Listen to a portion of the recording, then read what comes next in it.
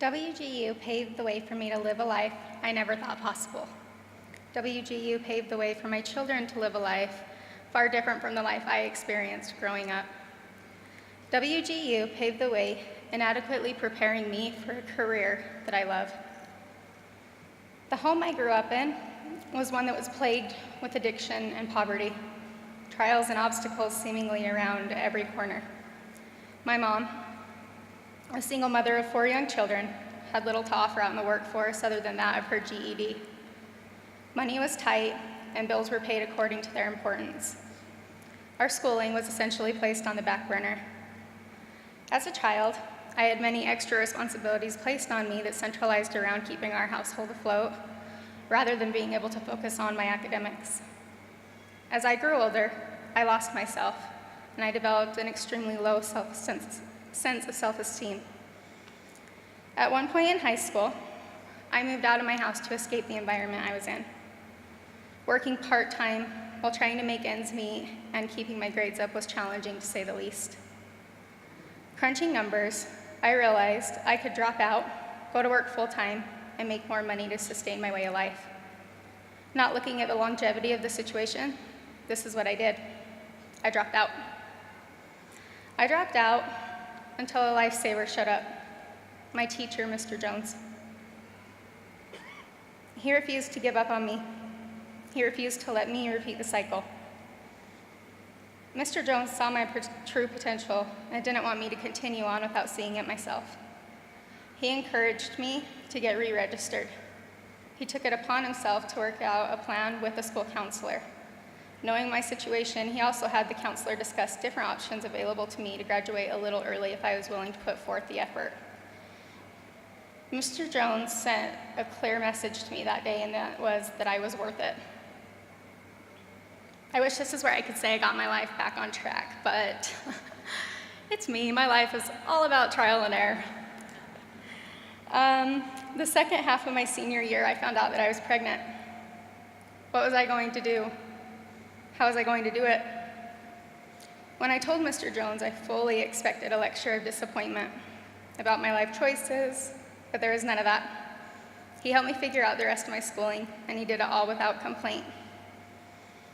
I was able to finish my senior year just a little ahead of my class and obtain a full-time job with benefits in order to pay for all my medical expenses.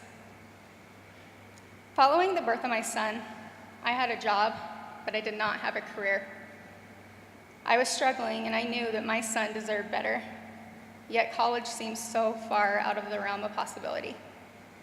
Growing up, I always admired people that had obtained college degrees because to me, that was something that seemed so rare.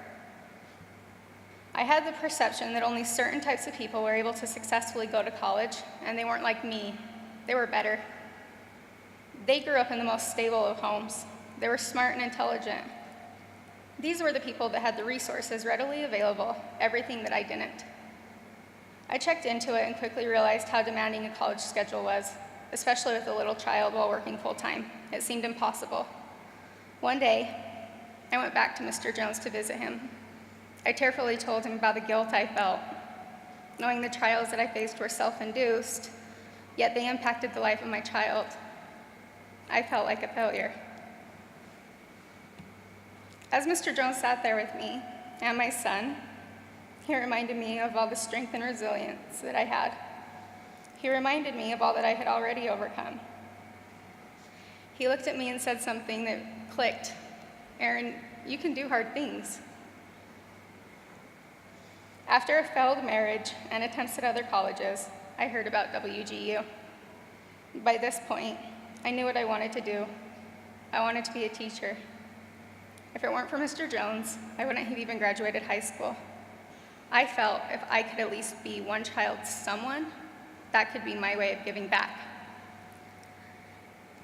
Sorry, I'm kind of getting choked up because Mr. Jones, this isn't part of my speech, he is still so humble and insists that he didn't do much.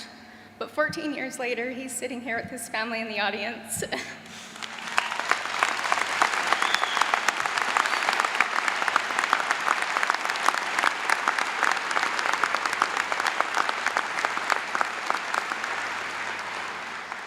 I wasn't gonna cry, he's gonna hear about that later.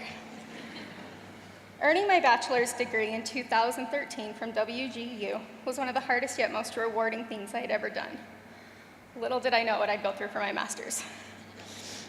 My grandparents helped me with my children.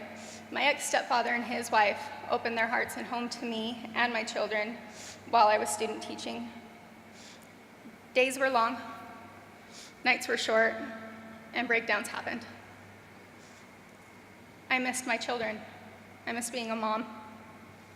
But I can't put into words how great it felt when I was offered my first teaching job before I had even officially graduated.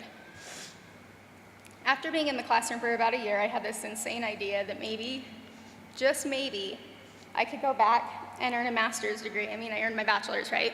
Master's gonna be that much harder. Yeah, I was wrong. It was harder, a lot harder. There were many late nights studying just to have the alarm clock go off 4 hours later. There were many times my mentor, Manita, spent more than my allotted time on the phone helping me and encouraging me. I can be kind of bratty, I can be kind of feisty, and every time I had I'm gonna call it a moment, she handled it like a champ. Sometimes she even gave me some tough love, letting me know that I might have actually been wrong. Maybe it wasn't the evaluator's fault after all. Many times she would say, "Erin, you can do this. You can do hard things," just as Mr. Jones had so many years ago. Life has a funny way of throwing you curveballs. Often things don't go as planned. There probably isn't one graduate sitting in this audience that didn't experience a trial or a hardship during their schooling process. Life can also surprise you by bringing people into your life from the most unexpected places at the most unexpected times. Graduates, you are here because you branched out and allowed yourself to do hard things. Continue to shine and continue down the path of success. Feel proud. WGU, thank you for helping me through life's journey.